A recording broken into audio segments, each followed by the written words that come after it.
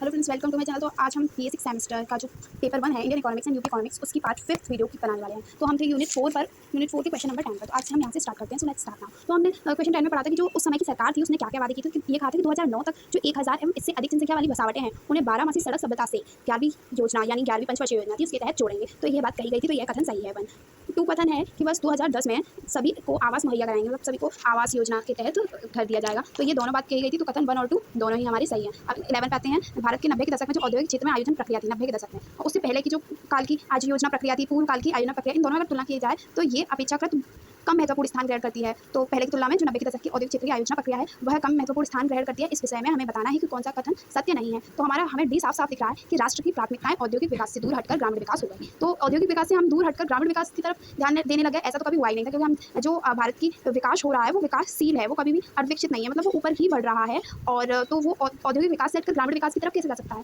वो ग्रामीण विकास से दूर हटकर औद्योगिक विकास की तरफ आया है। तो डी तो हमारा गलत है। तो भारत में आर्थिक नियोजन का उद्देश्य है, भारत में आर्थिक नियोजन का उद्देश्य ये सभी है: गरीबों का निवारण करना, आत्मनिर्भरता प्राप्त करना, आर्थिक समृद्धि करना और आर्थिक असमानताओं में कमी करना, यानी आर्थिक असमानता है उसको दूर करना। अब आते हैं हम यूनिट 5 पे। उत्तर प्रदेश का सर्वाधिक सूखाग्रस्त क्षेत्र है। तो इसमें पूर्वी उत्तर प्रदेश दे रहे हैं ऑप्शन में, बट मुझे बुंदेलखंड लग रहा है। और आप कंफर्म करके कमेंट में बता सकते हैं मुझे भी कि कौन सा राइट है। जनसंख्या की दृष्टि से उत्तर प्रदेश का देश में कौन सा स्थान है? तो जनसंख्या की दृष्टि से उत्तर प्रदेश का प्रथम स्थान है। और अगर हम क्षेत्रफल की दृष्टि से देखें तो उत्तर प्रदेश का चौथा स्थान है, कहीं कहीं ये 5वां स्थान भी बोलते हैं। ठीक है। वर्ष 2011 की जनगणना के अनुसार उत्तर प्रदेश की जनसंख्या कितनी है? तो 2011 की जनगणना के अनुसार उत्तर प्रदेश की जनसंख्या 90.95 है।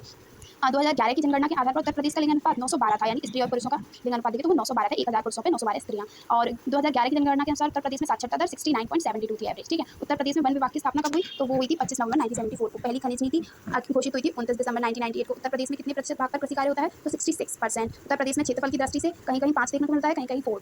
ठीक है, आप देख लीजिए आपकी बुक के अकॉर्डिंग कौन सा है। आर्थिक योजनाओं को उत्तर प्रदेश में कब लागू किया गया? 1951 में। उत्तर प्रदेश में नियोजन विभाग की स्थापना कब हुई थी? तो वो हुई थी 5 नवंबर 1971 को। आपको बहुत सारी इसमें डेट याद करनी है, ईयर याद करना है, तो आप उसको संभल के याद कीजिएगा। 11वीं पंचवर्षीय योजना उत्तर प्रदेश में वार्षिक विकास दर का कितना लक्ष्य रखा गया था? तो वो रखा गया था 10%। उत्तर प्रदेश में आर्थिक के रूप में बाधक तत्व कौन से थे? तो जनसंख्या उत्तर प्रदेश की सबसे ज्यादा बाधा डालती है यहाँ का आर्थिक विकास करने में। कौन सी पंचवर्षीय योजना में भारी औद्योगिक विकास पर बल दिया गया? तो भारी औद्योगिक विकास या ओनली औद्योगिक विकास पर सबसे ज्यादा बल किस योजना में दिया गया था? तो सेकंड पंचवर्षीय योजना में। ठीक है, आगे बढ़ते हैं।